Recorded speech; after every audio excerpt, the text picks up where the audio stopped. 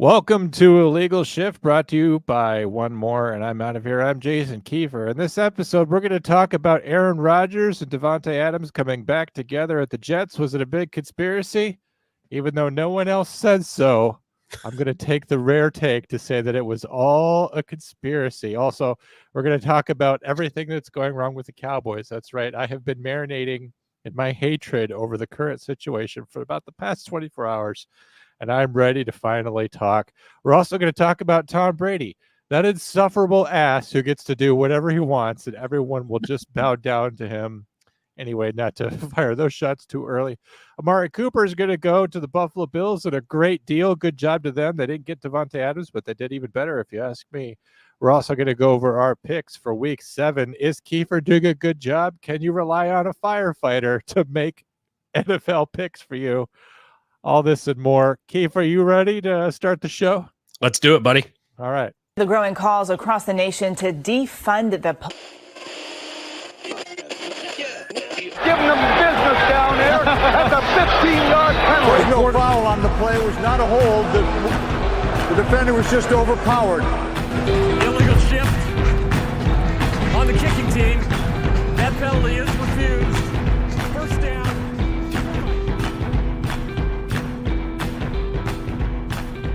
Guns up, giddy up, Wolfpack. It's failure to stop. So Legal Shift, also brought to you by One More, and I'm out of here. It's the little podcast that could. It's somehow in a world full of tiny little podcasts that no one cares about. We managed to be one of those things. So thanks for watching or listening to Illegal Shift. If you are one of those rare people that does that, we appreciate it. I'm John. I'm a number one dispatcher. That's what qualifies me to talk about sports in general, but football specifically, because we are in the season. I'm joined as always by my podcasting partner from the Buckeye State. He's a firefighting lieutenant with just 4 years to go. Can he make it before all the bolts fly out of his engine? Jason Kiefer, not feeling his best, laying his testicle in the line for precious antique buildings every week. Kiefer, how are you doing? I'm doing great, John. Glad to be here. Always love it. How is How has things been going in the past week since I talked to you? Bengals got a win Over the Giants. Very nice. I Yeah, preferred that to have happened. It was ugly as all get out, but just been working. We were texting yesterday. You needed my picks for this week, and I was on a fire. And I feel even though we didn't even really do much, it's just I'm getting older, and everything hurts, bud. Everything hurts. I was a little pushy about it, and I don't understand why I was pushy about it, because I was not in a hurry at all. I had plenty of time, and this will infuriate you to no end. But after I got your picks, I realized that the picks that I made were all based off of like Week 7 from like 2022. So like when you're like, I picked the Bengals to win this week, I'm like, the Bengals aren't even playing this week. And I'm like, shit, the graphics I made and all the picks I made were wrong. So I had to like reorient myself towards a more realistic reality, which was difficult for me.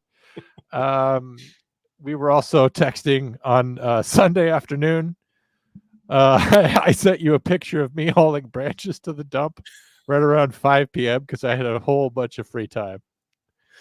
And you're telling me about Aiden Hutchinson, who was so grossly injured during the Detroit game that they didn't even replay it. You know it's bad when they don't reshow it on TV. When Fox doesn't reshow it, that's a bad deal. And I watched it in real time, and I was like, oh god, that's bad. That's like real bad.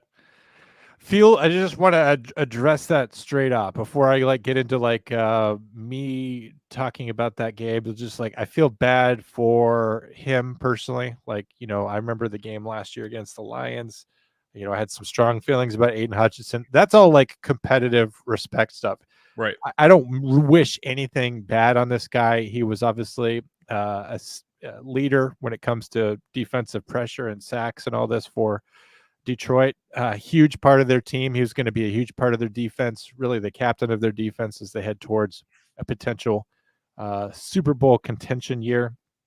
The last thing you want to see is for a team like the Lions that have been suffering since like, the 1920s to really fail to really do anything to go into this season and have that. And what a way to have a victory like this, right? Like they get their revenge. They get their revenge on the Cowboys, which I'm just going to be fair and impartial about as we start. But they get to embarrass Jerry Jones. They get their revenge. Dan Campbell gets his personal revenge, which I don't know if you know this, but Dan Campbell played for the Cowboys briefly. When he was at earlier places in his coaching career, his name was put forward to Jerry Jones as a coach for the Dallas Cowboys, and Jerry said no. And I'm sure Dan Campbell was aware of that. And between that and last season in the game that ended with such huge contention about who was supposed to win that game, the fact that Dan Campbell can go in there and do these trick plays to show that the Cowboys are fools, so that he can win doing anything he wants. But to have all that, to have a great day as a Lions fan, which you have got to have if you've been a Lions fan your whole life, this is sort of a game that's going to bolster you to get to your grave. This Definitely. and then to have Aiden Hutchinson, one of your standout stars on your defense, to have him so grossly injured on a game where useless. What's the point of beating the Dallas Cowboys when it comes to the injury? I'm sure that Detroit fans would rather, whatever. We'd rather lose that game than lose Aiden Hutchinson. What do the Cowboys matter? The Cowboys are not going to be there in the postseason to stop us from our Super Bowl run that we're going to have this year. So, really, I'm not rubbing it in. I feel bad for Detroit. Sincerely, and not like in a sarcastic way, that they'd rather have him back. I think the game was a de facto loss for him just because they lost Aiden Hutchinson, and I hope that he gets recovered soon. I hope that he gets to come back and have the kind of productivity that he used to have. But I feel bad for him as a player. He's looking at a year where he potentially could be defensive player of the year, just his personal accolades and the stuff that he could achieve as an individual, let alone for the Lions. It's all laid to waste because of a stupid and terrible injury in a game that ultimately won't matter for the Lions and won't matter terribly for his career. Like if he hadn't gotten injured, this wouldn't be a game that he would necessarily, it's not terribly important. So I guess I hope that he gets better soon. I can talk about the Cowboys in greater detail, but I want to lead off talking about the Jets. But before we do that, do you care if I pay the bills? Pay those bills. So the show, as you know, Failure to Stop is brought to you by GhostBed. Illegal shift is for members only on Failure to Stop. So if you're watching right now, you're a member, you're paying. So, you don't have to go out and do anything. But if you do like Failure to Stop in general, I just wanted to remind you that we are powered by GhostBed. If you do not buy ghost beds, if no one is buying ghost beds using the offer code Wolfpack at some point in the future, someday, they may say, well, Failure to Stop's not worth much to us, and they'll pull that funding. And without that funding, two things will happen. Number one, Keith will retire from podcasting on Failure to Stop, and he will just continue to podcast where he does, and he'll be a fireman fighter for the next 4 years or whatever. I, however, will die. I will waste away. I will just lay down in the corner, and rather than eating, I will attempt to sleep, because that is something I could do for free. So, but I won't be podcasting either. So please go to GhostBed, use the offer code Wolfpack, keep podcasting, keep John alive, keep Failure to Stop going for 1,000 years. Ghostbed.com, use the offer code Wolfpack. You can get great technology over there, everything you need for a good night's sleep. If you're a first responder, or if you're just a human being out there in a world that's being run by Joe Biden and his cronies, and looking forward to 4 to 8 years of Kamala Harris, it's more important now than ever to be able to be asleep.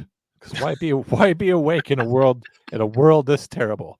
So invest in the next 8 years of your life, during which you're going to want to be hibernating, avoiding the world, and stuck in a deep depressive state, sleeping 12 to 14 hours a day, avoiding your family, because even they're not that great. So I really encourage you to invest in GhostBed. Use the offer code Wolfpack. The show is also brought to you by the Scottsboro Boys Museum and Cultural Center. It's located at 428 West Willow Street in Scottsboro, Alabama, in the United States. And of course, it's a memorial to the Scottsboro Boys case, which involved 9 young African-American men who were falsely accused in 1931 of raping 2 white women while hoboing on a freight train Go to scottsboromuseum.org so that you can find out how you can attend and support the museum. Very important for those 9 guys almost 100 years ago who were falsely accused of indecent liberties with 2 white women while hoboing on a train. You'd like to think that nine guys, regardless of race, and I hope that we've improved as a country, that you can go and just hobo on a freight train now and avoid these sort of accusations, Keith. I don't know about you. I love the new sponsors each I love it. I've always wanted to hobo. I was gonna say I have a serious question. Would you just jump a train just to see where it goes? I would, except there's I don't know if you know this, but this is something that's come up in my 911 dispatching experience, is that train companies, Railroad police. they have the railroad police. That's a real thing. Mm-hmm. They stop people from riding the trains, from being hobos, from seeing the country the way God intended, which of course is on a train. The railroad police know this. What you don't know about the railroad police is that they are not bound by, because it's the railroad, they are not bound by any law. They're not bound by any moral code. They're not bound by human decency. A railroad policeman will just as soon kick you to death for sleeping. It's like the Wild West in a freight car full of straw. He will beat you to death rather than inviting you to leave the train. You'd think, well, someone who's indecent in a railroad policeman, he'll just toss you from the train at 35 miles an hour. That would be a delight compared to what you actually get treated to, because the railroad police know that they can, not only do they have the purview and jurisdiction, but they have the freedom of consequence. Ever since I was young, I've wanted to do that. To kick a man to death, or to be a hobo? To jump a train and just take it till its final destination, wherever. Yeah. Yeah, if it were not for the railroad police, you could do that. Those sons of bitches. I knew a 911 dispatcher out west who actually became a guy. He went and worked for a railroad, and he had to work a lot, which was the downside of it. But it was his job to ride on the back of a train, and as they passed certain markers, like lights, he would have to write down if that light was red, yellow, or green, and that was his sole job. And he got paid like $90,000 to do this. Sign me the fuck up. And the bad part was, of course, that he had to live on the rails. He was always on the rails all the time. But he was 21 years old, tons of disposable income, no debt. And yeah, he had to be gone a lot, but like, so what? Like, you're just at a leisurely pace seeing the countryside. We're talking like Wyoming, Montana. Yeah. Yeah. Red. Yes. Dude, I could totally do that. Easy. He's not even my documentation would be so on point. I know. It would be like, I would even like write down the time in the margin, just because I would feel like it wasn't enough, right? Like and all this, just to prove that you're not asleep, maybe. Like who the hell knows? Look at all the extra work I did, boss. What are the lights even for? No one even knows. It's just a made up job, and yet he got paid so much money. So yeah, I would definitely go be a railman. If things ever don't work out with 911, like if it just collapses as like a fad, like emergency response, just no longer a thing. I would love to just get hooked up with the railroad. So who knows? Maybe I'll go out there and do that. Wanted to talk to you about sports, but how are things going with Ohio State? How are the Buckeyes doing? I haven't been paying attention to much college football this year. I'm about to pay way more attention to college football this year. Well, they lost to Oregon, so there's all kinds of memes, and I'm getting all kinds of flack because they lost to the Ducks. They should not have, and the way they lost was it was terrible, stupid, non-disciplined decisions. But game was, it was a good game, up until the end, but. Yeah, they lost, so we'll see now. Now all of a sudden they're out. When's the Michigan game? It's the last Saturday in November, I believe. So it's at the end of the year this year. Is it normal? It's always at the end. It's always the last game. Okay, yeah. I thought I had remembered years where it was played earlier, like this year. My college is playing their big game, their big rivalry game like November 7th or something. Normally it's in like September. Like we play it to kind of the front of the year, right around homecoming. So, but this year it'll be towards the end. So looking forward to that ever more so since I have, not much to look forward to. So now that you're not going to be rooting for the Cowboys, what college am I rooting for now for you? I can't say because it would kind of like more or less dox my location. It's a Division II school. All right. Got it. But if we're looking at Division I games, possibly for me just to pay attention to or to get into, first of all, Navy, they're like undefeated so far this year. Unless I'm mistaken, I would have to like double check that. I was like basically scrolling through college football last night, and I thought that I saw that Navy was undefeated, which is amazing.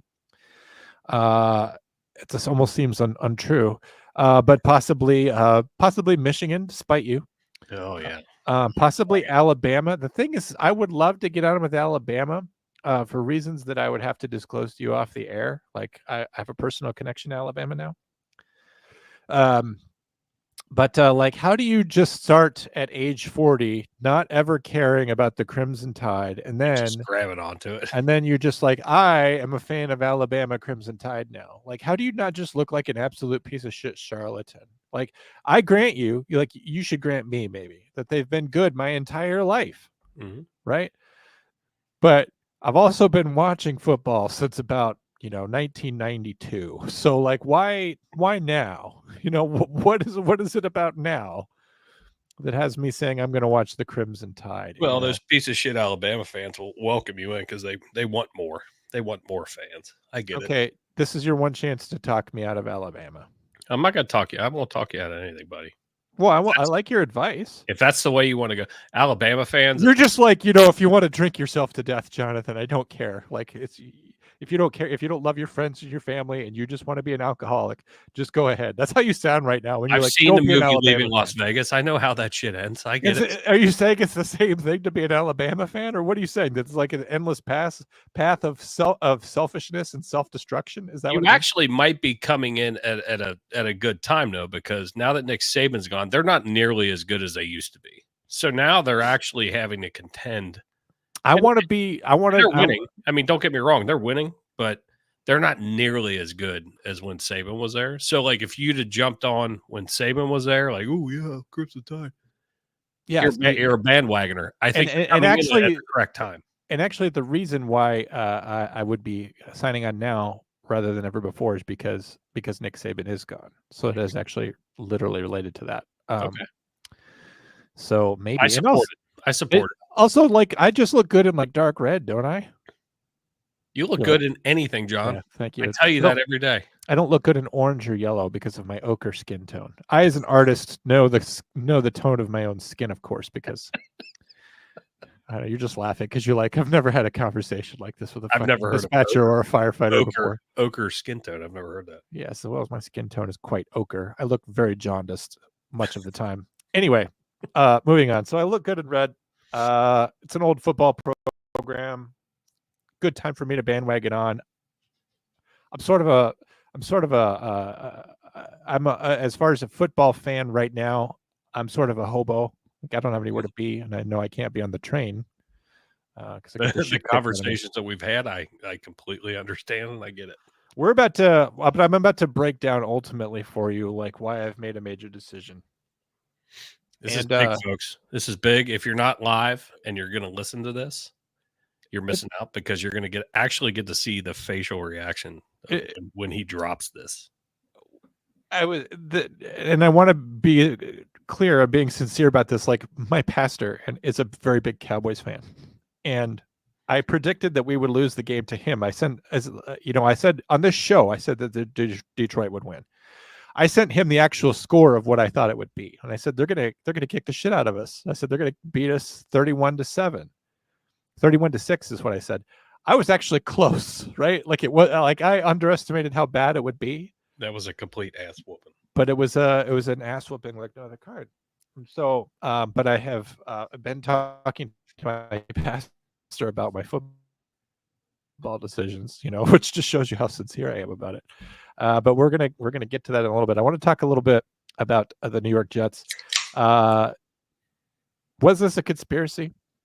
What did Aaron Rodgers know, and when did he know it?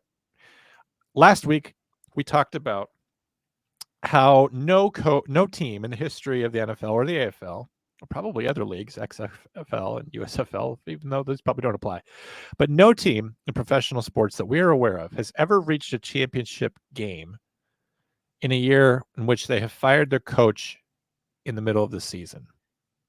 So you have Aaron Rodgers. He's out there probably in his last season. You know, he could potentially play next year if he wants to, and if he could find a place, if not the Jets, then somewhere else.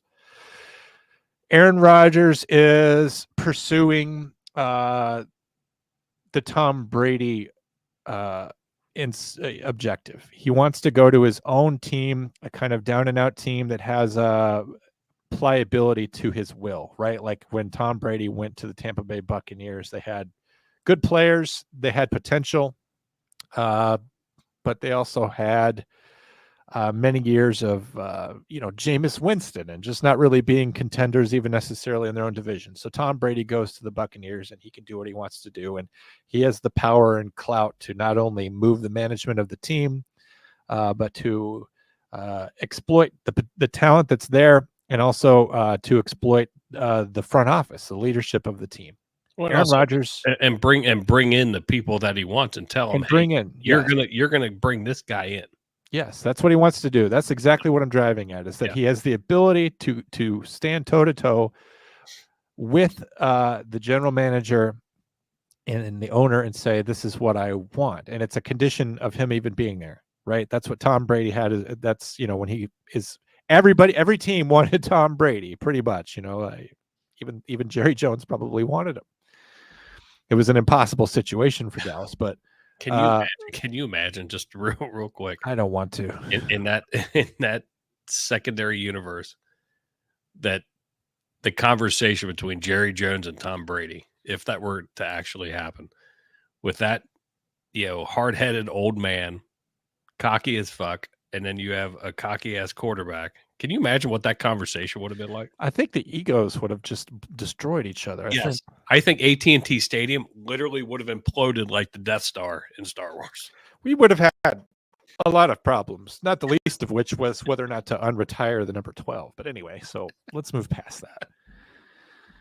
So the whole idea of Aaron Rodgers being with the Jets is that, and this is all unsaid, right? Like it's not in ink anywhere, but Aaron Rodgers he's a puppet master there. He gets to have what he wants to have. And we know from his history there that, and with the Packers, that part of the reason why he left the Packers is because he didn't get enough say in what was going on. Mm-hmm. Aaron Rodgers is a guy that has the people surrounding him that he loves. Like think about Randall Cobb. He ended up bringing Randall Cobb back late in Randall Cobb's career. Randall Cobb had a comeback year with the Cowboys, but then Randall Cobb came back to play with Aaron Rodgers again. Lazard, same thing. Devante Adams, he left to go play with Derek Carr and with the Raiders, and Derek Carr obviously not with the Raiders anymore. And so Aaron Rodgers, there's a whole hobo theme to this show. There's a whole hobo theme. Adams kind of a hobo guy, but anyway, so Aaron Rodgers can do what he wants to do. Now, what's going wrong for the Jets, just in this 911 dispatcher's opinion? Aaron Rodgers is 41. He can't run around. He can't move. He's not necessarily getting great blocking from running backs or from like Tyron Smith, these kinds of things. He's having to run all around, all over the place. My theory, and feel free to weigh in with your own theory, is that head coach Robert Saleh. Am I getting that right? Yep. That's the way I pronounce it. I think I've heard it pronounced that way. I've heard Saleh. I think it's Saleh. I don't know. Either way. But he's probably looking at this from... It's like the movie Office Space. It doesn't matter. It doesn't work here anymore. Doesn't matter. Doesn't work here anymore. He's probably looking at it from a comprehensive view, like any head coach should, and say, you know what we need? We need some kind of pressure relief valve for Rodgers, so that when he's scrambling in the backfield, he has someone he can pitch it to that we know is going to go out there and get 3, 4, 5 yards, or a running back who can throw blocks, or maybe we need to find some way to make a trade to increase our power or our depth on our offensive line in order to give Aaron Rodgers more time and more protection. However, Aaron Rodgers feels like the offensive line is someone else's problem, and his deal is that he wants to look like a badass. He wants to be making deep ball connections, deep on vertical routes, deep down the field with guys like Devante Adams, who he already has a connection with and is already one of his boys. So what happens? Aaron, this is all just theory. This is all just conspiracy theory. Get out your tinfoil if you haven't put it on already. And remember, aluminum does not protect you. It must be tin. So anyway, so Aaron Rodgers goes out to Robert Saleh or whoever and goes, I've been tampering with Devante Adams. I've been calling Devante Adams over at the Raiders, and I've been telling Devante Adams that he needs to make his situation there as untenable for the Raiders as possible, because it's not illegal or against league rules for Aaron Rodgers to tamper. He can call Devante Adams and say, like, hey, dude, you need to ask for a trade. You need to get out of there. You need to get over here to the Jets. You and I can roll over here in New York. Yeah, I mean, they're buddies. They can talk. They're buddies. Aaron Rodgers is allowed to do that. And if Aaron Rodgers isn't proactively doing that of his own accord, then Woody Johnson could be saying, why don't you, since I'm not allowed to talk to Devante Adams, why don't you do it? There's really no reason why somebody like Woody Johnson can't say to Aaron Rodgers, you're allowed to talk to whoever you want to. And people care more about what Aaron Rodgers thinks and what Woody Johnson thinks when it comes to what's happening with the New York Jets this year. So nobody knew who Woody Johnson was until nobody knew who Woody Johnson was. When you told me that name, I thought it was made up. I thought it was a filthy porn name. I don't know. We can get into that. I don't know about the New York Jets, and I don't know about porn. So they're about the same to me. Could be either way. So, but Aaron Rodgers could be calling him up and say, like, hey, you need to be, you need to fake hamstring injuries. Is that possible? That could have been faked. I think that's a little far-fetched. But... Well, it could be. I don't know. Maybe he told him to actually hurt his hamstring. I don't know. Like, how far do you want to go? But to make the situation with staying with the Raiders untenable. And Devante Adams may be playing his last season as an elite wide receiver. So he's got maybe a little weight to throw around so he can make it so that he goes to market. So what happens? So the Raiders obviously are going to try to get something out of this. The Raiders historically cannot get anything good for their trades, even when they bring in good players like Randy Moss and Carson Palmer. They do nothing with these things. It's all part of the Raiders' plan to never be anything ever again. Anyway, so they see what they can put out there in the market for Devante Adams, and other teams aren't really going for it, right? There's not a big need for Devante Adams necessarily. They're asking for too high a price. However, Aaron Rodgers specifically wants Devante Adams. He doesn't just want increased depth at wide receiver. He doesn't want different receivers. He wants a specific guy. And so he knows that the Jets, who are all in not only on this season, but on appeasing Aaron Rodgers, because that's their entire strategy this year is to give Aaron Rodgers whatever he wants, because the Jets have no other prospects anyway. The Jets had no long-term plan. The Jets haven't had a long-term plan. The Jets have never had any hope for the future. The Jets sold their soul in 1963 to win the whatever it was, the Super Bowl III, whatever that was, 1970. They sold their soul back then to win Super Bowl III with Joe Namath, and the price they paid on that was eternal damnation. So they have had nothing to go with other than this Aaron Rodgers plan. So Aaron Rodgers wants Adams, and but it doesn't make any sense, right? Because they fired Robert Saleh, because I think Saleh was standing in the way of getting a wide receiver. Saleh says, well, you need more protection from the O-line. You need someone to block for you. You don't need someone to go out there and catch those balls and make you feel like a badass again. So he was assassinated, job-wise, not literally killed. It is New Jersey, so I'm kind of surprised he wasn't literally killed. It probably would have just drawn too much attention had he been literally killed, but he's been gotten out of the way. They got Robert Saleh out of the way. And I'm going to go in deep tinfoil. If you haven't put on 2 tinfoil hats, go put on a second one now. If your second one's aluminum, it's better than nothing. But anyway, so they fire Robert Saleh. They need instant justification for this, and they also need to change the script of the narrative, because now that they've fired their head coach, why on earth would Devante Adams want to go to a team like the New York Jets when he could go to the Kansas City Chiefs, who definitely need a wide receiver, or to the Buffalo Bills, who, a case in point, they just picked up Amari Cooper. Like, they were obviously looking for a wide receiver. Right. Yeah. They were in the market as well. So what makes the Jets attractive? And it's not, and you can't say, well, Adams wants to play with Rodgers, because Adams took more money to leave Rodgers behind. So there has to be some sort of change in the narrative as to why Devante Adams would want to go to the New York Jets. Watching that game on Monday night, both teams had penalties of about 100 yards or whatever. I don't want to break down play by play, but it seemed to me like every time that the flag is thrown, a ref is having input in the outcome of a game. And you take a team like the Jets, where they're terrible and they're going toe-to-toe with the Buffalo Bills to the point where the game's close, and you're going to tell me the refs had nothing to do with that. Case in point, it's almost the end of the game, 2.5 minutes left to go. The Jets are driving. They're in a perfect position to pick up 6 or 7, win the game, and you have all kinds of penalties. This is as I'm watching the game. I think that the refs were attempting to influence the outcome of the game, because if they can fire Robert Saleh, and if the Jets can come out as winning after they fire their head coach, that instantly validates the decision to get rid of the head coach, as he was the one that was holding us back. Now we're good to go. We can attract talent of Devante Adams caliber, because we just went out and beat the Buffalo fucking Bills. However, even the NFL refs could not undo an interception thrown by Aaron Rodgers. And the only reason they lost, obviously, was because of an interception thrown. There's a certain amount to which NFL refs can control the outcome of a game. We've seen that. We've had plenty of conspiracy theories about that.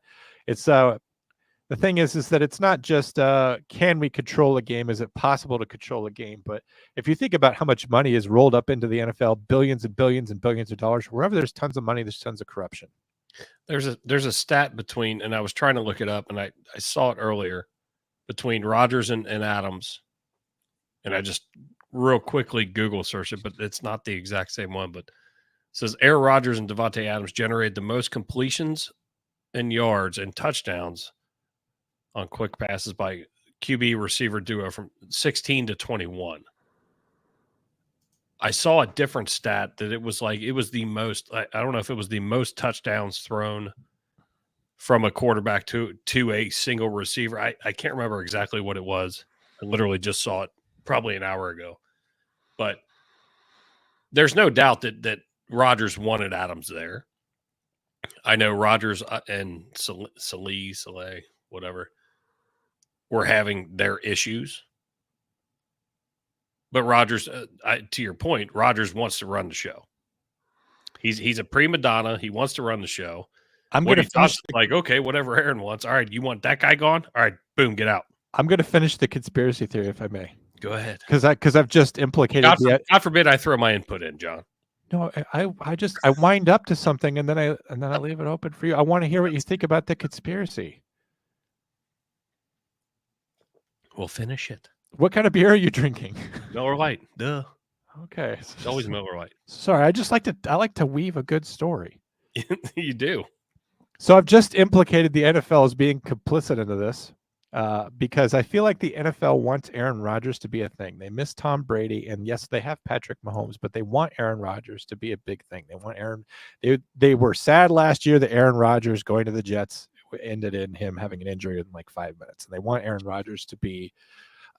They want him to have a splash of a final season to the point where I think that they're willing to interfere with the division standings in the AFC East. So this is a huge allegation I've just made, saying that the NFL is controlling games. It's a huge allegation.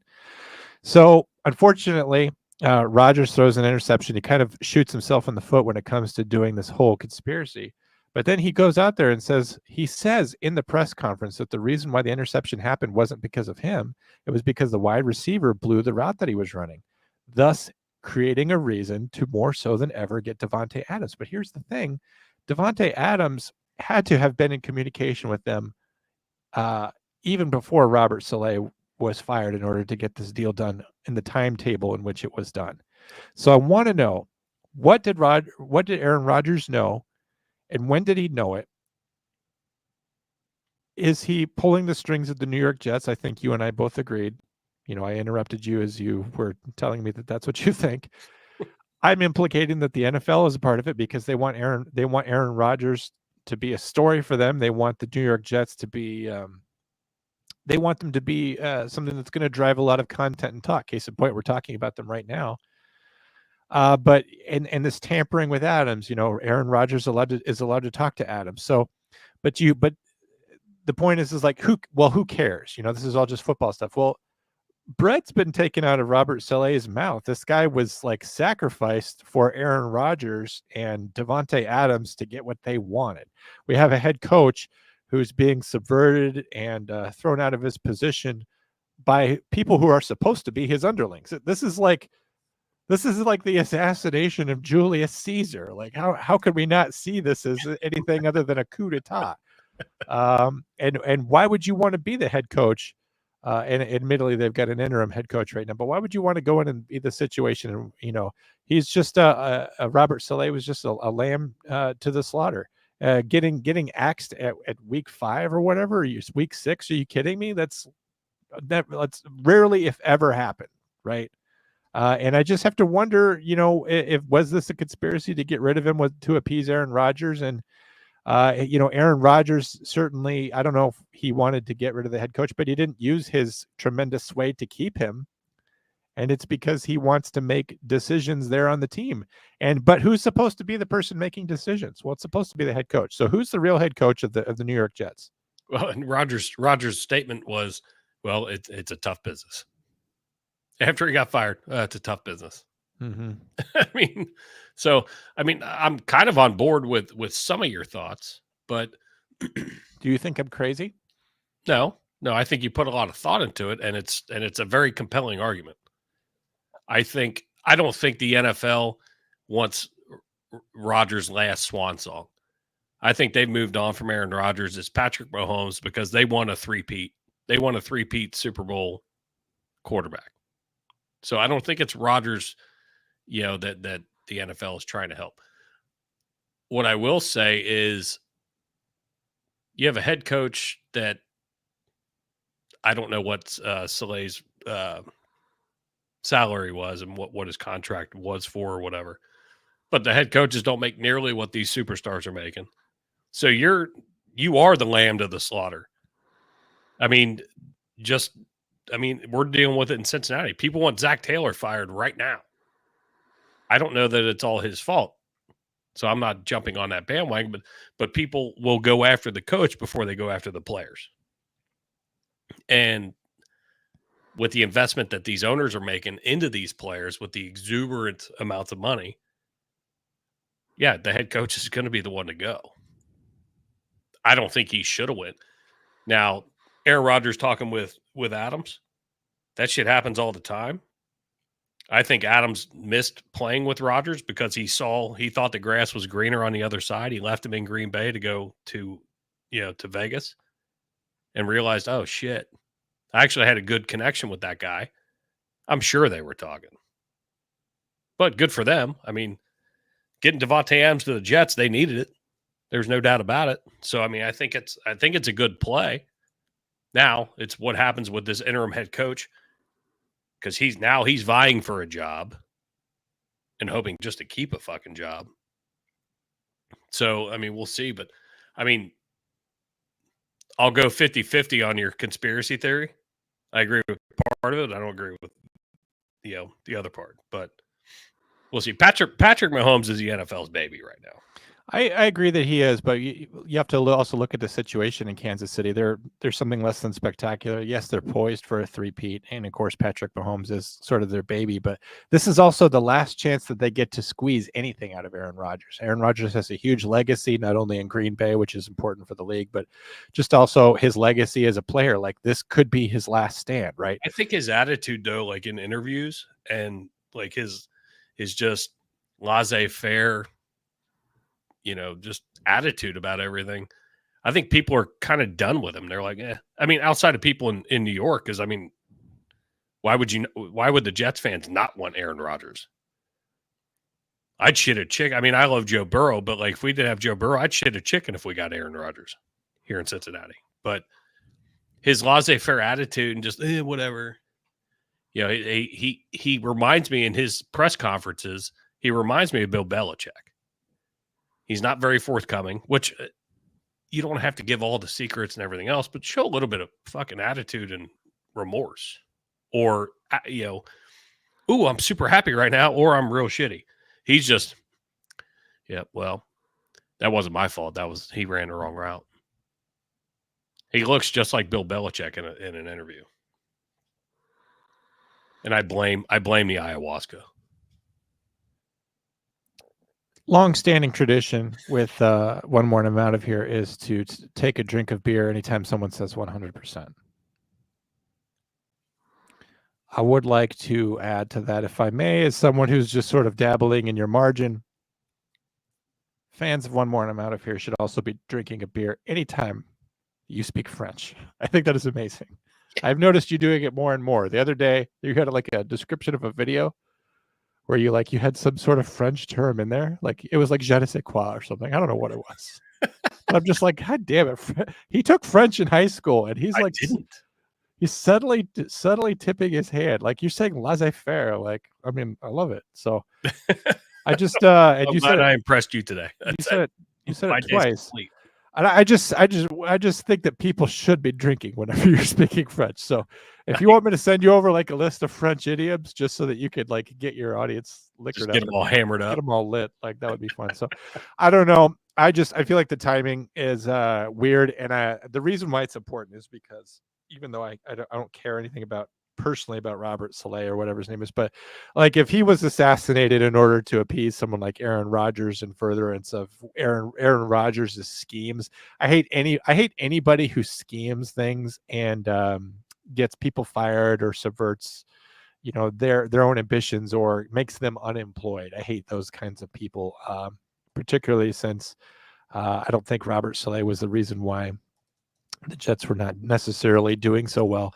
You have a 41-year-old quarterback who can't run around, and you've got all kinds of issues there that come to playing that have nothing to do with him. And the proof will be in the pudding when maybe they're able to make a run for it or be competitive in the AFC East. But I think even with Devante Adams, I don't think that's what puts them into Super Bowl contention. Do you think that now that Devante Adams is playing for the Jets, you're like, was your first thought, well, look out Bills, look out Chiefs? Like, did you think that?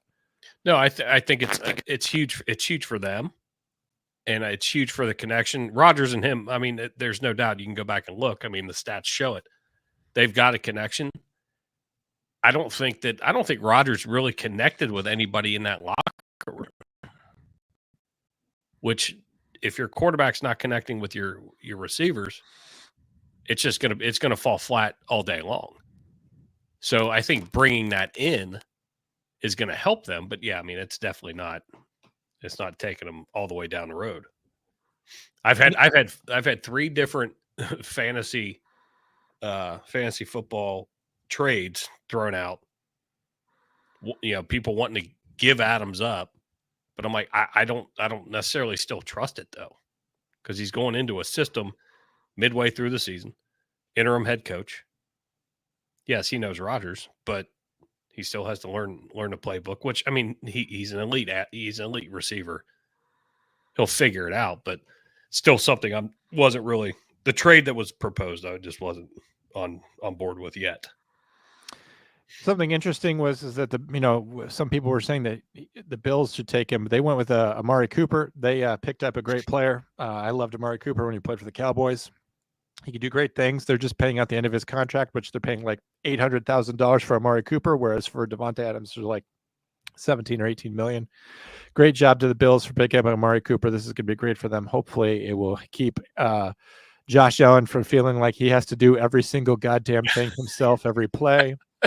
It's me or it's nobody out there every single time I watch Josh Allen. Every time I just casually look up at the screen, Josh Allen is doing something where it's just like there's not 10 other men on the field. It's literally him. He's the one that's got to run for it. He's got to throw his body around. He's the one who's got to be like doing these insane throws as he's about to be killed. So good for him. Hopefully Amari Cooper can get open for him and bring him some relief in. I wish good things, generally speaking, for the Bills, which moves me to my next point. So the Cowboys. I bailed on them in the offseason. I went on record on this show. This is probably one of the main benefits I have of illegal shift is that I can go on the record on things and people can't say that I'm full of shit.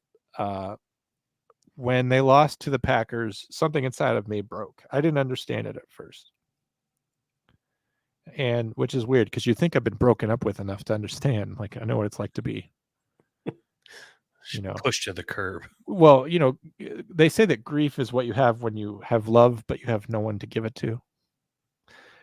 And the Cowboys, obviously, not deserving of my love. So I have all this football love inside of me, and I don't really have anywhere to send it. That's the situation I was in February. But then we have Jerry Jones saying, we're all in.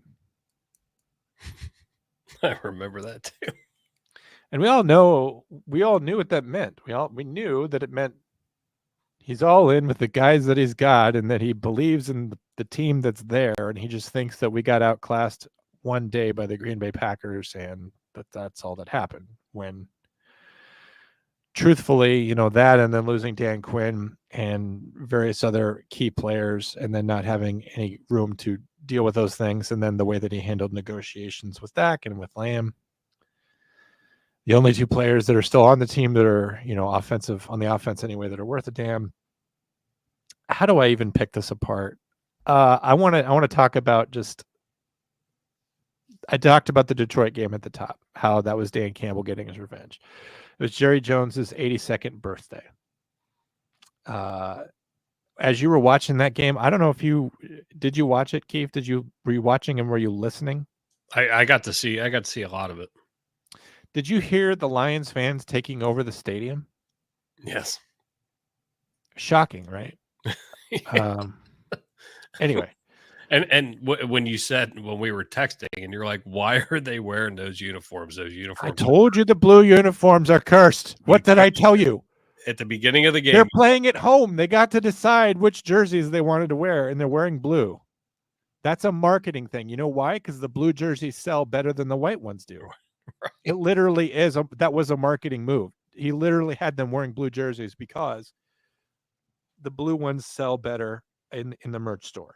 Yep. Now I know what you're saying. Well, John, he's looking at an actual piece of measurable data, meaning sales, versus the bad luck of the blue jerseys. Ooh, what did the Rams do to us in the 70s that cursed our blue jerseys? And yet, look at the final score. That's all I can say to you about what metrics are. So I actually thought that they would play them better than that, and I was rooting for you. And then it got to, I was like, oh fuck yeah, this is not good. I didn't watch after 11 minutes in the second quarter. You and I were texting before, and Mike, I said, how long do you think I will watch this game? And you said that I would watch the first half.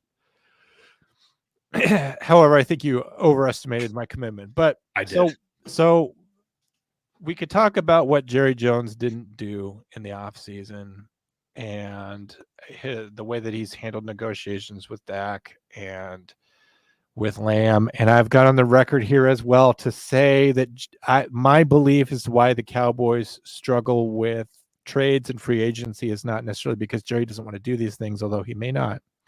It's because everyone hates Jerry Jones. And unfortunately, when you're in a league, everyone does need to get along to a certain extent. There does need to be mutual respect. And I think people smile at Jerry Jones's face and then they walk away from having a conversation with him and they're just like, I can't fucking stand that prick. And why would you want to do business with Jerry Jones when you literally can do business with 30 other teams, which will give you good or comparable deals? And you just don't have to do a nice thing for Jerry Jones by having business with him, right? There's 30 other teams that you can go out there and do business with. You don't have to do business with Jerry Jones if you don't like him. These are the reasons. This is the reason why you need to be someone who is a professional and a business person and someone who's just not a prick.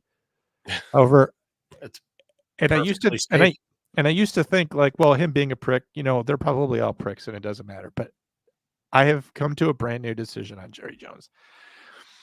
And this is as a result of his interview yesterday on 105.3 The Fan. Are you aware of what I'm talking about? I think I sent you this article. I'm actually going to play some of the audio. We laughed. Remember, we laughed about because we were sending each other the same articles. Yes, so for when we were doing show prep, independently, and then I got all my everything to send together. And when I opened up my email to send it to you, you had already sent me all the same things. So it's funny. We're in tune. We're perfectly in tune. But this is from the Dallas Morning News, and this was actually covered on the Rich Eisen show and a bunch of other things. Jerry Jones gets into heated exchange with radio hosts amid Cowboys struggle. Now, why does this matter to me? And what makes this my breaking point? I'm going to explain it to you. I'm going to read this article from the Dallas Morning News. I'm going to have my take with you as to why this is the line that he should not have crossed with me. And I'll say first to say, like, I've put up with losing seasons. Win or lose, you're a Cowboys fan, but there comes to a certain point where you do something that as a person and as an owner, I can't support anymore. And I'll play it for you. And I'm sure that I'm overreacting to this, but it's especially struck me. Maybe it's because of who I am as an 911 dispatcher, and I have people mistreat me all the time. But I'm going to read this article. During his weekly interview with 105.3 The Fan, which is KRLD FM. So he does a weekly interview with these guys.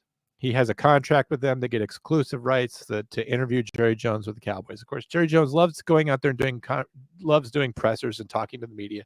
He loves talking, right? He talks more than anybody else. Shit. He loves doing Jerry Jones shit. Let's read it. I'll read the article.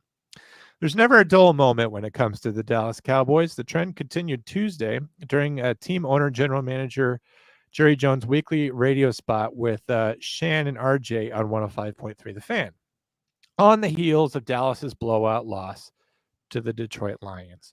While Jones remained steadfast in his intentions to not make any in-season coaching changes this year, which I don't think that he will do. I'm going to write this down because I want to be able to go through all this stuff. Well, I just don't want to forget. Right. He doesn't want to make any in-season coaching changes this year, as well as defending the team's usage of Rico Dowdle and Ezekiel Elliott. I'd talk about Ezekiel. Just dropped him.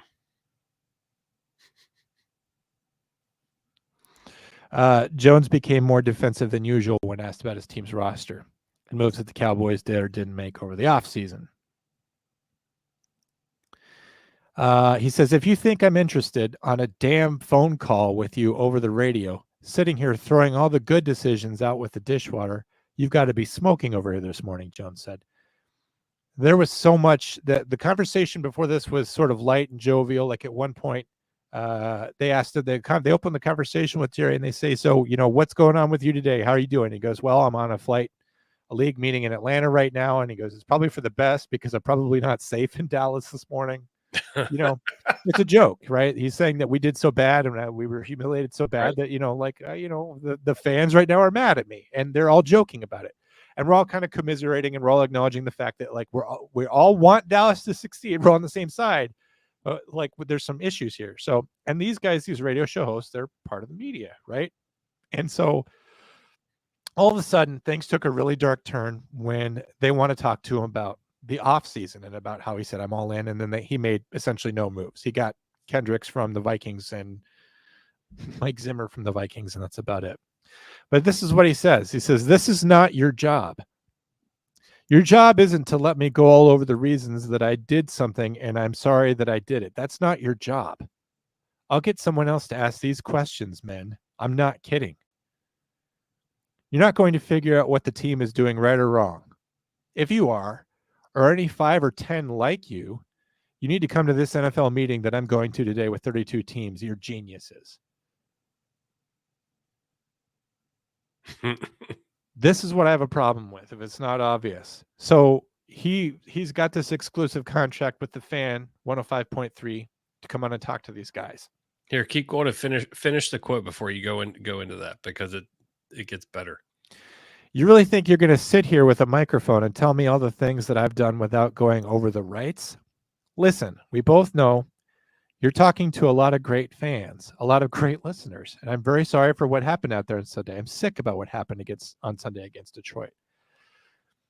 One of the stupidest things I've ever done that anybody has ever analyzed was by the Cowboys. It was an idiot that did that. So idiot things can turn into good decisions. Smart things could turn into bad decisions.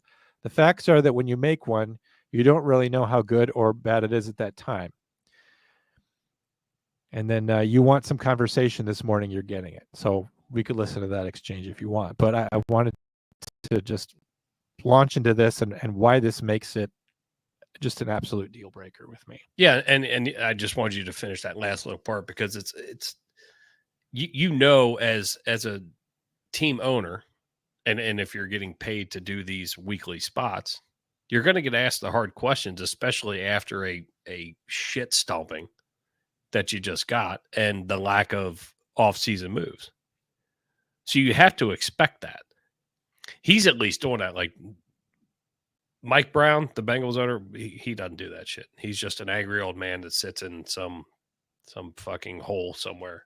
But to get pissed off about it, you have to be able to have that thick skin and take the criticism.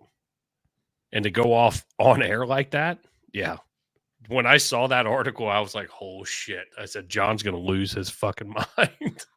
I don't even care that he went off. I'm glad that he's upset to the point where he'll get upset on the air. This is the problem that I have with it. He said that he would find someone else to answer these questions. What he's saying there on the air is he's saying, I'll pull my exclusive contract with 105.3 to talk to you. He's saying, I will pull my contract with 105.3, the Fan, to be the place where I exclusively talk about the Cowboys, meaning I'll go somewhere else to do it. Now, 105.3, the Fan, is probably is paying a lot of money in order to have this exclusive access to Jerry Jones. Right. And they're not going to just lose that. They've paid this money or they have this contract or whatever, and Jerry Jones walks out on it because of what these radio disc jockeys are asking him. When he says, I'll go somewhere to have these, to talk about the Cowboys, he's threatening the livelihoods of these 3 disc jockeys right on the air. And when you watch it in real time, when you see these disc jockeys talking to him, you could see their demeanor change. They're like, we're not trying to piss off Jerry Jones. We're not trying to get him to say, to hell with you guys. I'm not talking to you anymore, because they've obviously had this longstanding contract for a long time.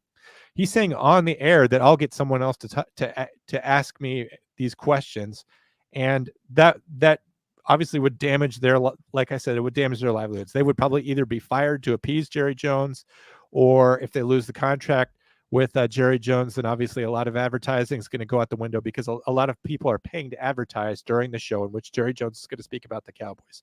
So it represents a loss of revenue to 105.3 The Fan if Jerry Jones takes his conversations and walks elsewhere. And the reason why it makes me mad, he's going to threaten the livelihood of 3 guys that work at a radio station.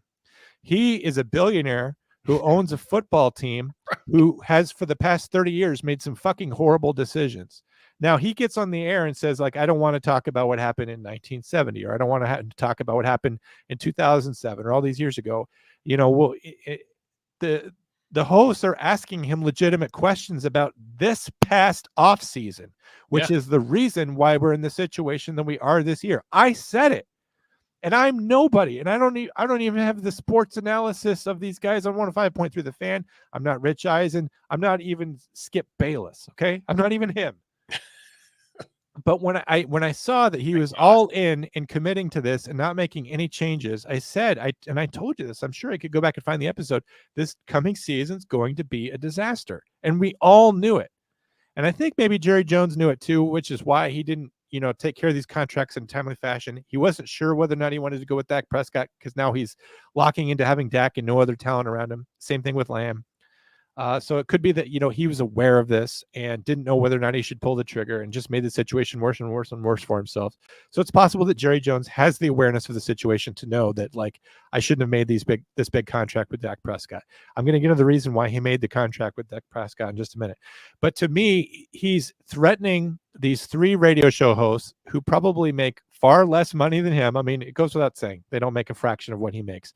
Right. They're going to threaten to get them essentially fired by a radio station by loss of revenue or a loss of access to Jerry Jones, because they're pushing Jerry Jones too hard, asking the questions they ought to ask. And he's saying, I'll find someone else to do this. It just made me so mad, because he's like, at the same time, he flatters the fans. I'm here to talk to these wonderful fans who are listening to this wonderful show. But he says, I'm not kidding. You're not gonna figure out what's going wrong, right or wrong with this team. He's saying, I know better than you. How dare you ask me these questions? How dare you ask me about what I've done wrong? And how dare you throw the baby out with the bathwater? Like, listen, he has got a lot of good players. Like Dak Prescott's not a bad player. He did draft him. Okay. He also got Tank Lawrence and Micah Parsons, and he has a history of getting very, very, very good players. But he also has not gotten this team to past the divisional round of the playoffs in 27 years. And he's the general manager. He's the one piece that for 27 years hasn't worked properly, and he doesn't have the balls to fire because it's his own ego standing in the way. And when you listen to this interview, it's just so disgusting how fucking cocky he is and how he thinks he can just push around these small people. How dare you ask me these questions? And he says, I'll find someone else to ask me these questions. It's like, don't you guys know that you're supposed to be my simpering lackeys? Don't you know that you're supposed to kiss my ass when I come on this show? I'll find someone else to kiss my ass. You're supposed to be my propaganda machine. You're supposed to make me look good when I come on this show. But because they ask questions as to why things aren't working right, he's going to lash out at these radio hosts on the air. I think it's ridiculous. You know, if he was mad about how the way this interview went, he should have been talking to the manager of the Fan 105.3 after the show and said, hey, I don't, that was a little bit too much there was too much heat in that interview. I'm already taking heat from all the directions. Can you guys please be my cheerleaders? I don't think that's too much to ask. And I, as a Cowboys fan, wouldn't even hate that. If we need someone to go out there and be positive press for Jerry Jones, and Jerry Jones wants to buy that for himself, I'm fine with that. But when you get on the air and you're staring down these three guys who probably make $100,000 a year or whatever, which is significantly less than Jerry Jones, and you're threatening to upend their whole livelihoods and take bread out of their kids' mouths because they're asking you the questions that the fans want asked. They're speaking on behalf of the fans saying, why didn't you do a better job when it's your job to do that this past offseason? Why did you do nothing? And he's saying, hey, you don't get to ask me these questions. I'll find someone else to talk to. I think it's absolutely ridiculous that he thinks he can push around people who are significantly less wealthy than him, people who are in a different station in life, and threaten their livelihoods and threaten his contract with the radio station live and on the air. I thought it was absolutely classless, and it says everything you need to say about him.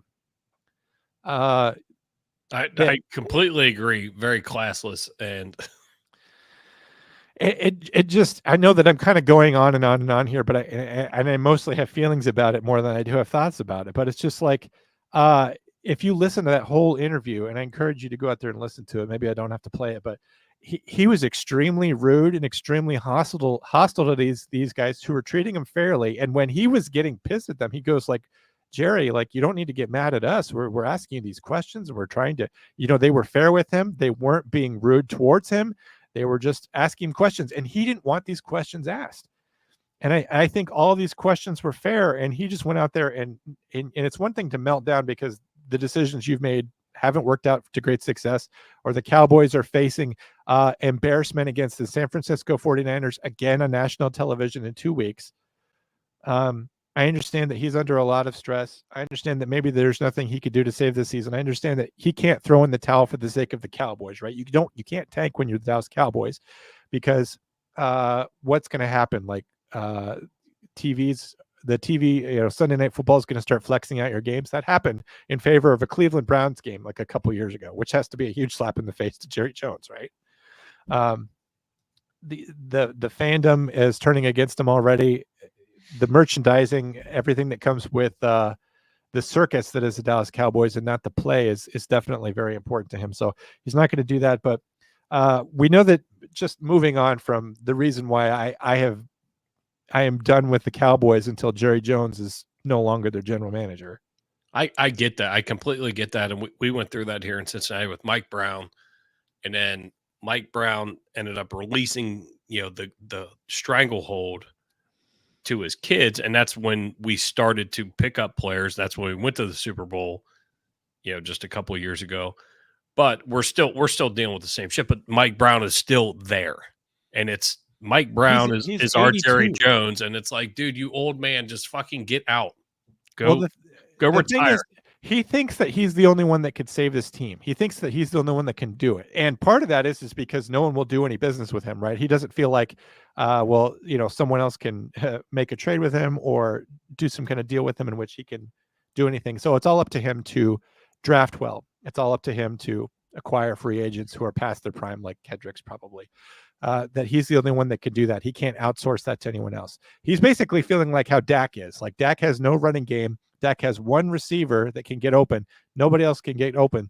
So the situation's being forced all the time. And what are we getting? We're getting interceptions from Dak, and the owner is, going on radio shows and doing terrible things like this. And the team overall is suffering. So both Dak and Jerry Jones are in comparable situations where they feel like everything's on them because they don't have any support around them. And Jerry Jones has done that to himself. He's the ultimate Scrooge character where he sent everyone away from his life. He doesn't have anyone around him that can help him anymore. Steven obviously is there, but how influential is him? I don't think that they'll fire Mike McCarthy like mid-season like they did Wade Phillips. The reason for that is that I believe that Bill Belichick probably wants to get back into coaching. There's a couple teams that would take him, of obviously Jacksonville, probably being one of those places, maybe Cincinnati. I don't know. You tell me what you think about Belichick going to Cincinnati, but Belichick has complimented the Cowboys, saying that they have a talented enough roster to get out of this situation.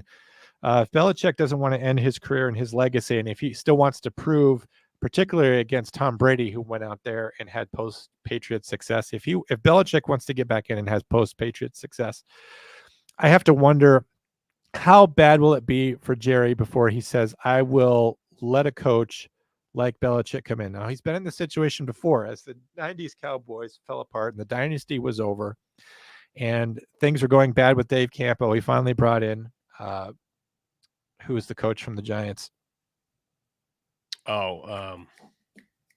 It's just slipping my mind right now because I'm so furious. The coach that ultimately made Romo the starter. I will look that up for you in a second. He did that because the situation with Dave Campo had gotten so bad that he allowed that to happen.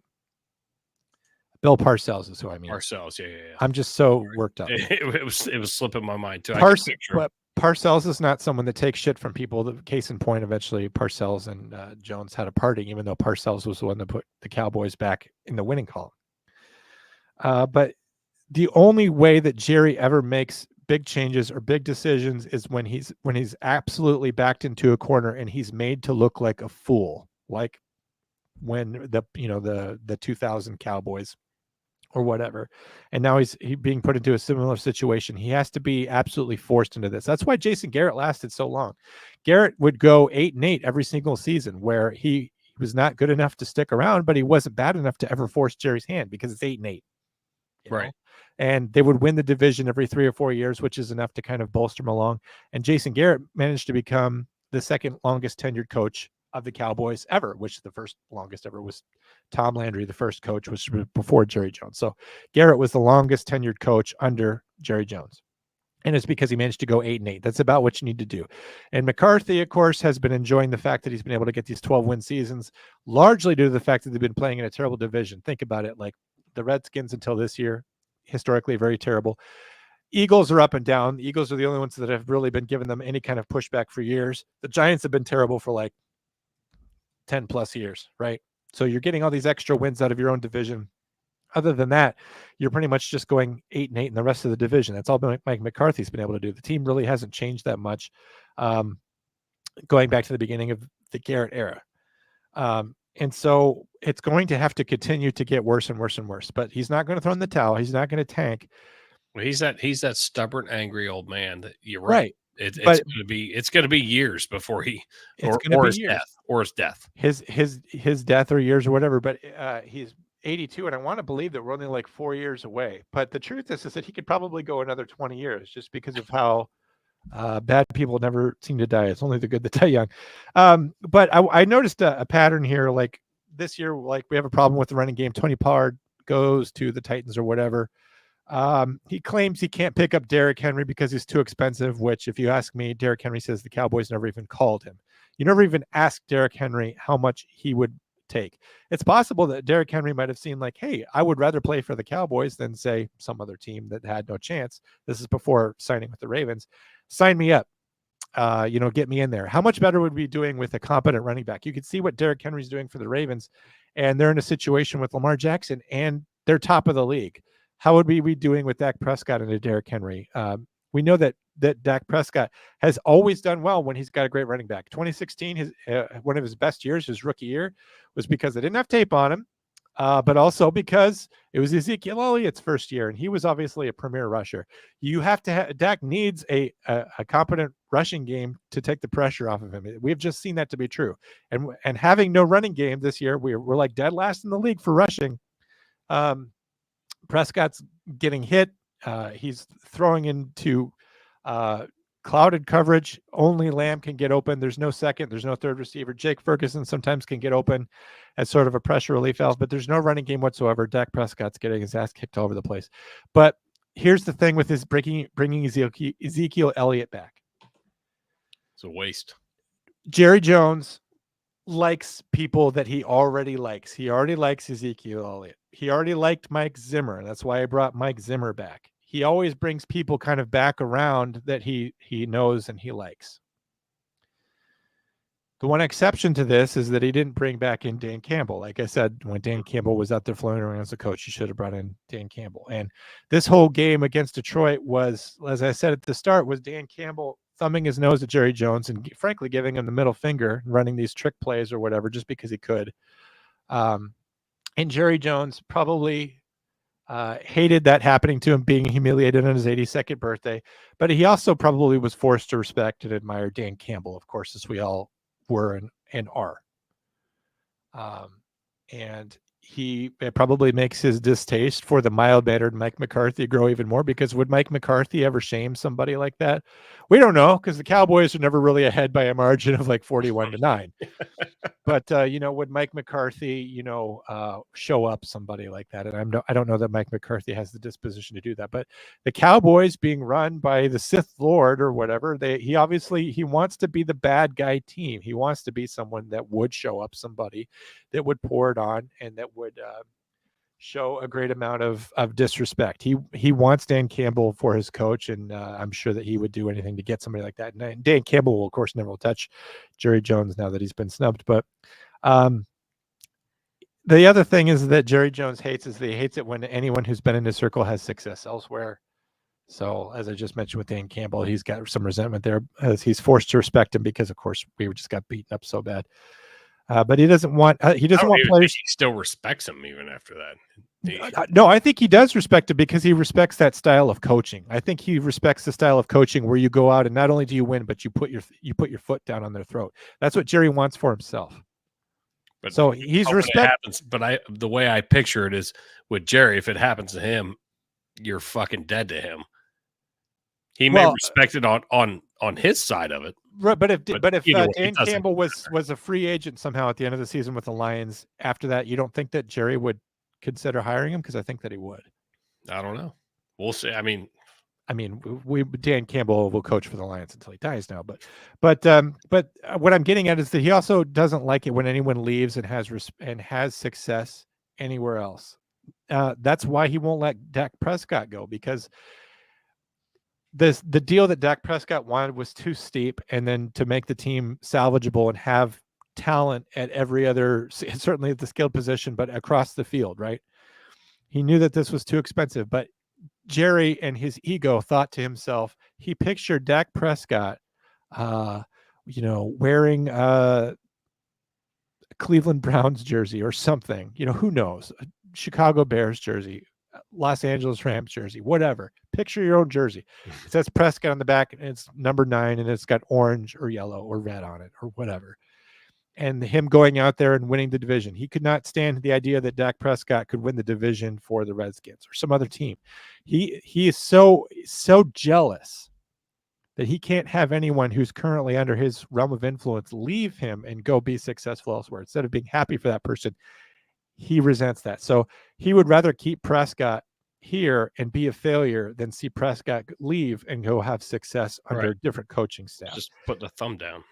And I think that is such the key to understanding who he is, that he's a jealous, small, petty person. And that's why no one wants to do business with him. It's why people don't respect him as a human being. It's why no one wants to do business with him.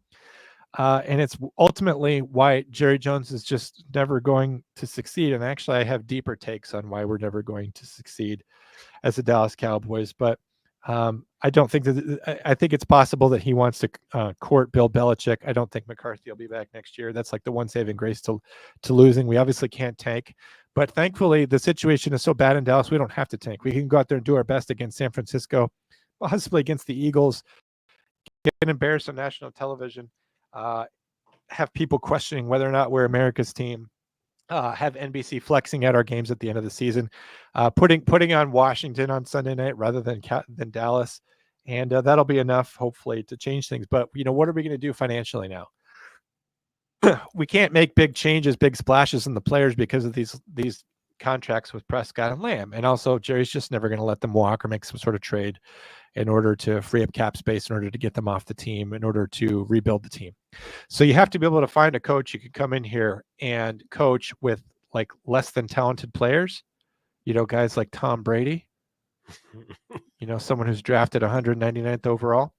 And make something out of that. The Patriots for sure did have a lot of talented players, but they were always able to make more out of under talented players because Bill Belichick's just a great coach. He's a great mind. And I don't think Bill Belichick will ever be to the point where he can't improve a team. And I think if Jerry has his back up against the wall, if he's definitely replacing someone, if he needs to get a coach that can come up with better schemes and do more with less, Bill Belichick will be that guy. But he's got to sublimate his own ego to some extent because Bill Belichick can go wherever he wants. He could go to Jacksonville or wherever. I think if Bill Belichick was going to go anywhere, he'd have done it already. I think it would have happened already. Personally, I think he'll still.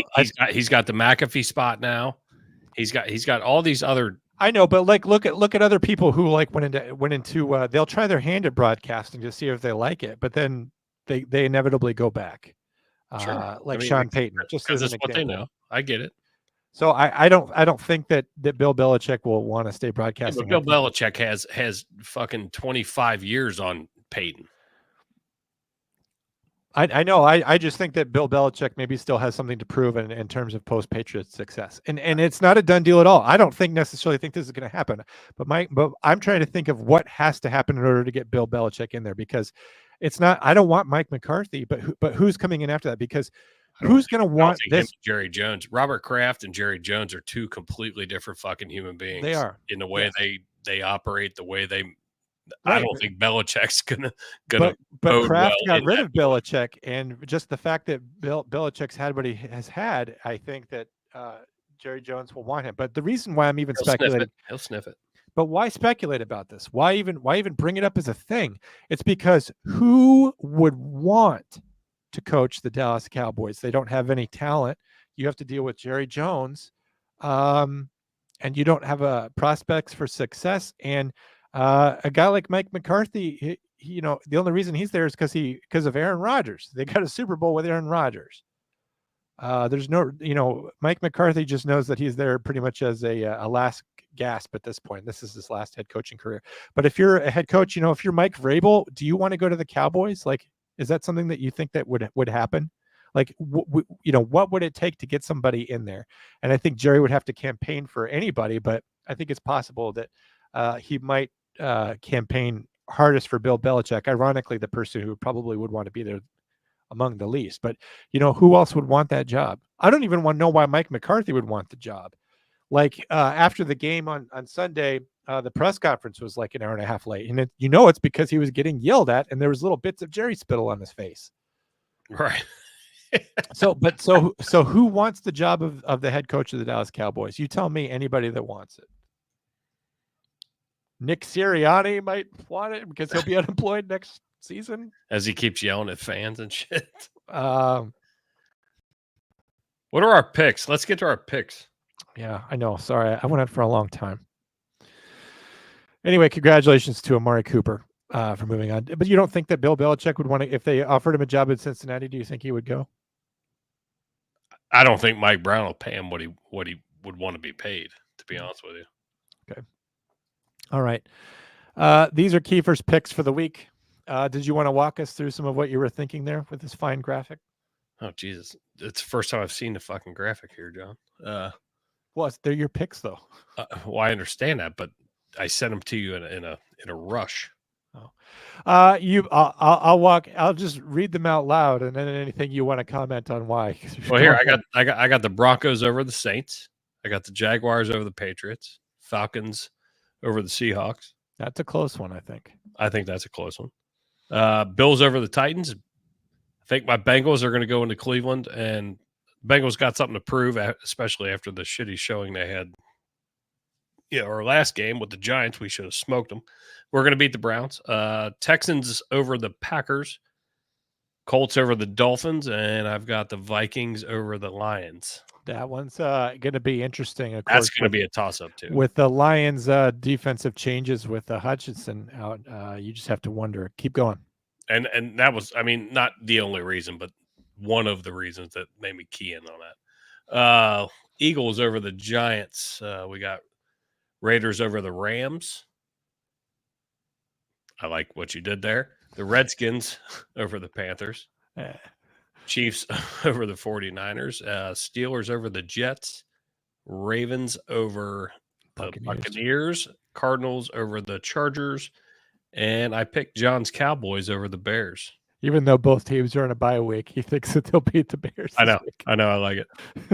I thought you'd like that.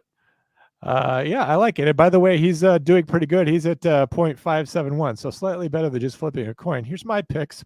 I'm at 0.637, which, by the way, is I'm only 3 games in front of him. It seems like a big difference, but it's really not. In case in point, I chose enough games this week to be different from you that you could take the lead this week if you wanted.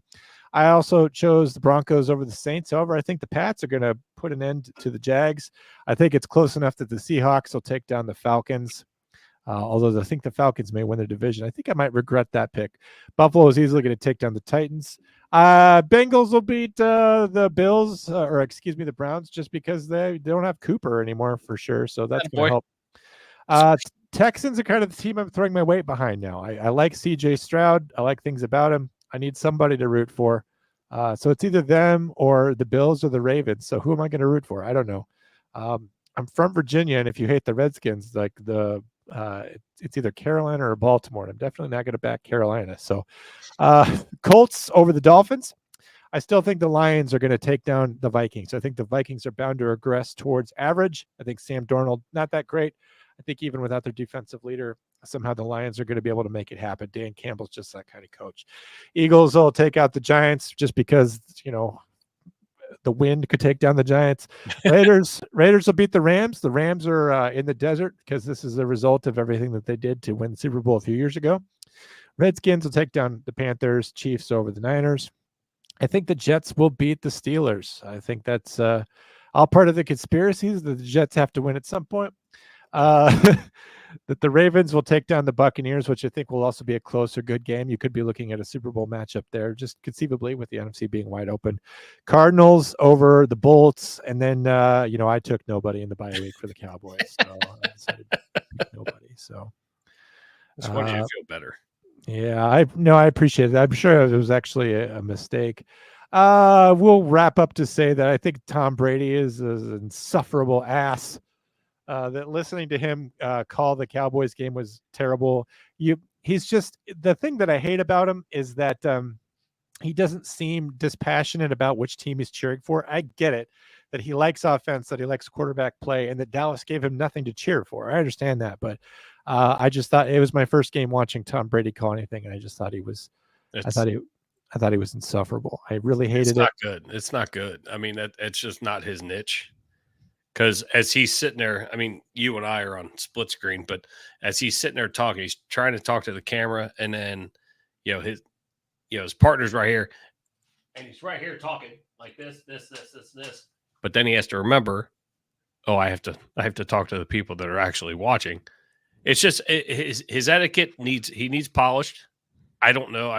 It could get there, but even just listening to him, the play-by-play I'm not a fan.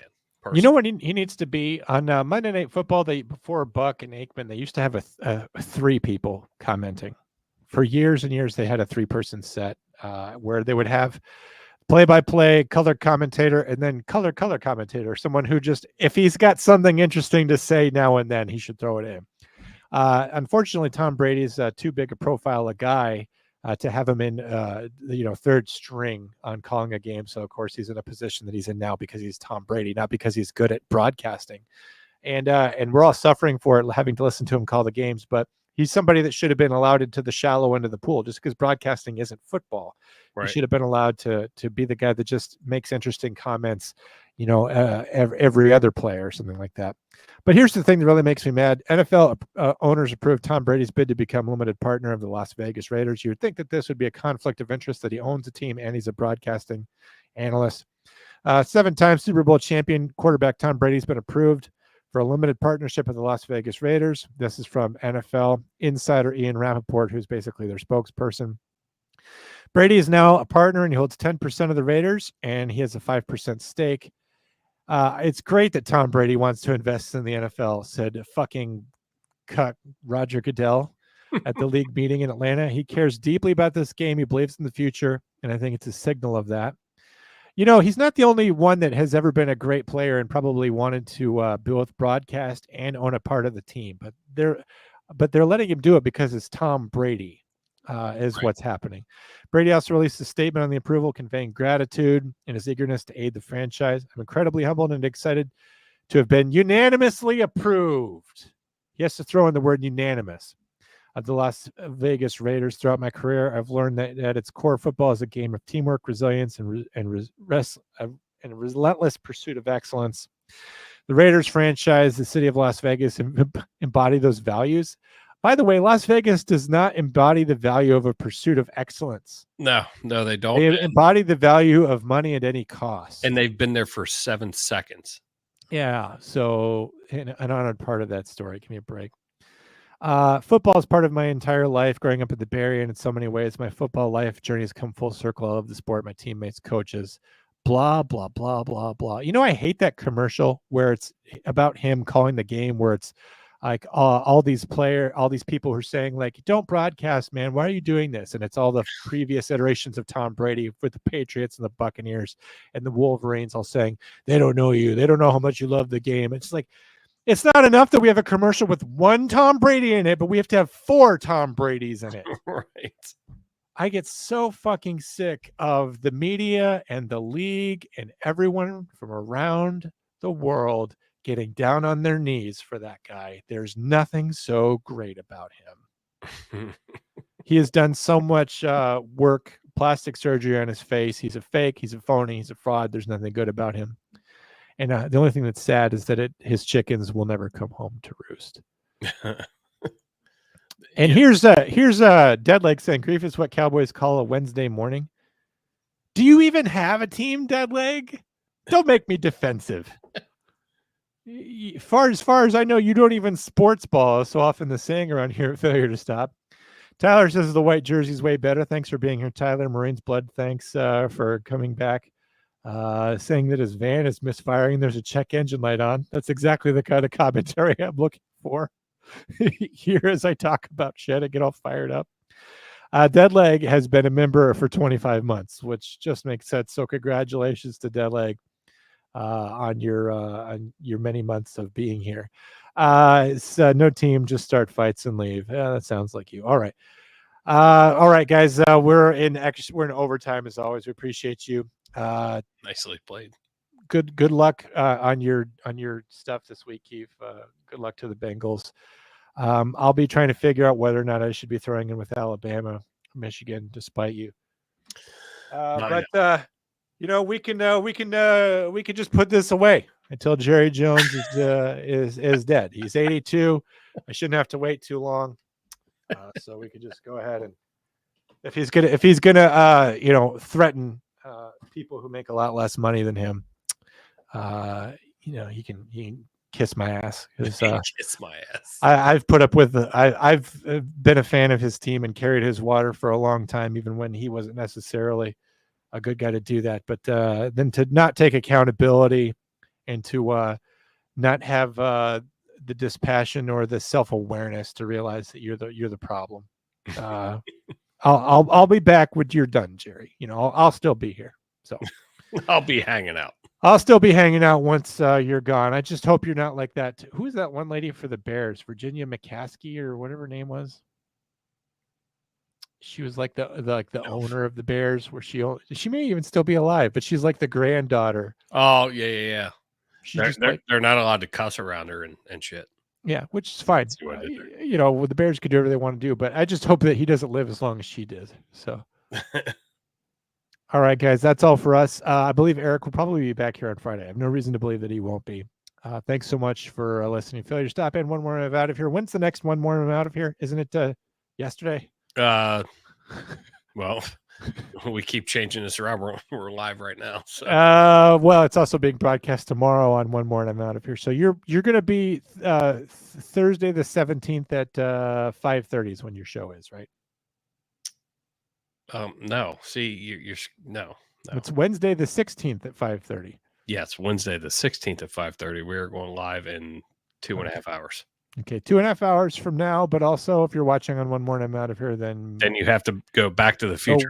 Go back to the future and rewatch the old show, guys. We appreciate you watching. I'm gonna leave. Marines blood. Yes, that is intentional. All right, guys. Get a hold of me. Have a good one. I love you all. Wish me luck. John, I love you. I love you too. Thanks for checking in with me, buddy. You take care, and good luck in all of your future endeavors. We will try. We'll try to keep the luck up. Take care, bud. See ya. Guns up. Giddy up. Goodbye, America.